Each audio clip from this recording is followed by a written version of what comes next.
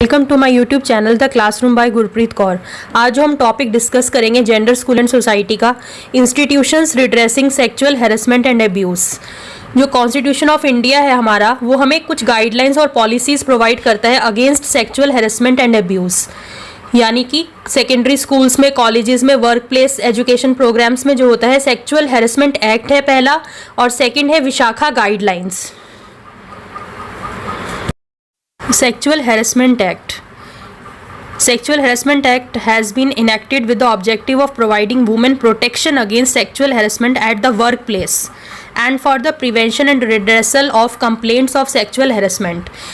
Or sexual harassment is considered as a violation of the fundamental right of a woman to Constitution of India, equality as guaranteed under Article 14 and 15 of the Constitution, and a right to life and to live with dignity as per Article 21 of the Constitution. It has also been considered as a violation of right to practice or to carry out any occupation, trade or business under Article 19G of the Constitution, which includes a right to a safe environment free from harassment.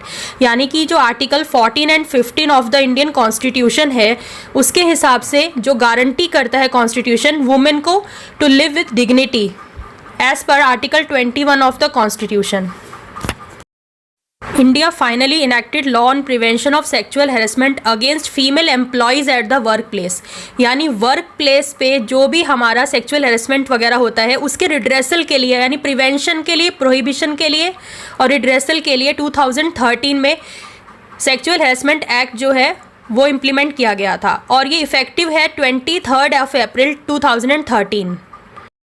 जो second act है वो है Vishakha guidelines. ये 1997 में पारित हुई थी। The supreme court of India in a public interest litigation, यानी PIL एक डाली गई थी सेक्सुअल हैरेसमेंट एट वर्क के लिए, specially preventive measures and redressal mechanism. This judgment is popularly known as Vishakha judgment. यानी कि जो डिक्री मिली थी उस ऑर्डर में, उसका जो नेम है वो है विशाखा जजमेंट। ये हुआ था in April 2013। India is acted its only on sexual harassment in the work place which is known as sexual harassment of women at work place. यानी इसके प्रिवेंशन, प्रोहिबिशन एंड रिड्रेसल के लिए किया गया था, और ये 16 ईयर्स लगे थे सुप्रीम कोर्ट को, और एक लैंडमार्क था ये डिक्री जो ऑर्डर मिला था। जो विशाखा गाइडलाइंस है, ये जो सुप्रीम कोर्ट ऑफ इंडिया का एक PIL डाली गई थी, उसका जो डिक्री है, यानी कि उसका वर्डिक्ट है, 1997 में आया था। और ये जो गाइडलाइंस है, ये हमें सबसे फर्स्ट जो हमें मैंडेटरी जो एम्प्लॉयर्स के लिए होता है वो है to protect their female workers from sexual harassment. यानी कि जितने भी एम्प्लॉयर्स हैं उनको ये चीज़ करनी पड़ेगी, एश्योरेंस देनी पड़ेगी to protect their female workers from sexual harassment. Then second है proper inquiry was made in case of any complaint of such nature. और थर्ड है it was directed that every organisation must have a complaint committee headed by a women to deal with such misconducts readily. यानी कि जो इसकी head होगी वो women ही होगी, ताकि वो जो भी आता है विक्टिम, उसकी जो पूरे अच्छे तरीके से उनकी बात समझ सके। Rules prohibiting sexual harassment should be notified and publicised. Penalties are to be imposed in case of violation of said rules.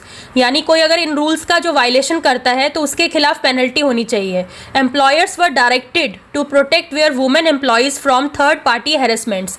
यानी कि एम्प्लॉयर को अगर कोई थर्ड पार्टी एम्प्लॉय भी उनके साथ कोई हैरेसमेंट करता है तो वो भी जिम्मेदार हैं।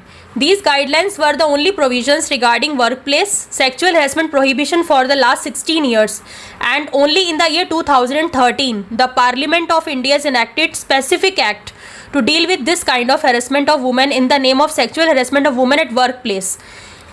Prevention, Prohibition and Prevention Act 2013. The Sexual Harassment Act stipulates that a woman shall not be subjected to sexual harassment at any workplace.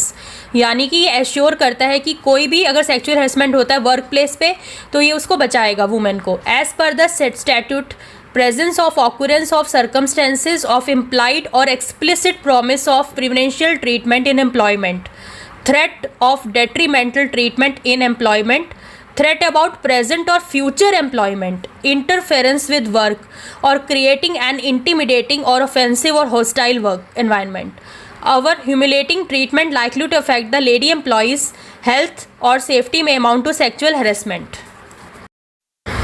आज का ये हमारा जो टॉपिक था सेक्सुअल हेरेसमेंट एक्ट, आज ये कंप्लीट हो गया है। Stay tuned to my channel for more videos of BEd curriculum. Thanks for watching.